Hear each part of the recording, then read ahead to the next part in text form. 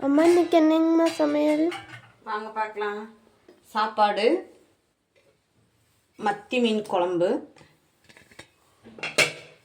மதியத்துக்கு பீட்ரூட் பொரியல், பயிறு பொரியல். பாப்பாவுக்கு வந்து பீட்ரூட் பொரியல் பண்ணி அதுலேயே சாப்பாடு போட்டு பரட்டிட்டேன். பயிறு பொரியல் பண்ணியிருக்கிறேன்.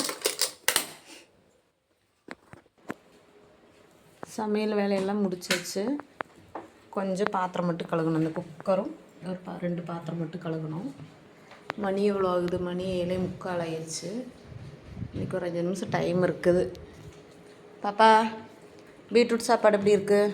பீட்ரூட் சாப்பாடு சூப்பராக இருக்குங்க. உன்னை வந்து பயிர் வகைகள்லாம் சாப்பிட சொல்லி ஒரு கமெண்ட் வந்திருக்குது. பாப்பா, பயிர் வகையெல்லாம் சாப்பிட ப்ரோட்டீன் ஜாஸ்தின்னு சொல்லி ஒருத்தவங்க கமெண்ட் பண்ணியிருக்காங்க.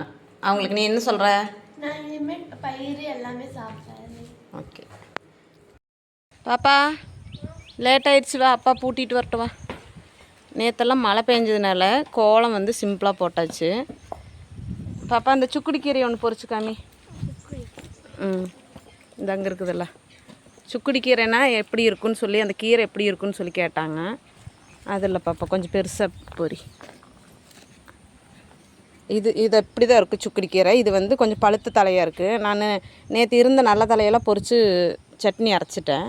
இதுக்கு வந்து பழமும் இருக்கும். ஒரு சுக்குடி கீரை சுக்குடி பழம் இருக்கும். அங்கே இருக்குதுன்னு நினைக்கிறேன். வா பாப்பா. நேரமாயிடுச்சு. பூ பறிச்சுட்டேன் நான்.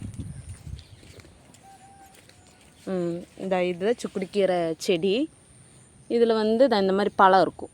இதுக்கு வந்து இன்னொரு பேர் இருக்குது, மணத்தக்காளி கீரை, மணத்தக்காளின்னு சொல்லிட்டு. அதுதான் அது சுக்குடி கீரைங்கிறது. மணத்தக்காளி தான் நாங்கள் சுக்குடி கீரைன்னு சொல்கிறது. பாய் சொல்லிடு.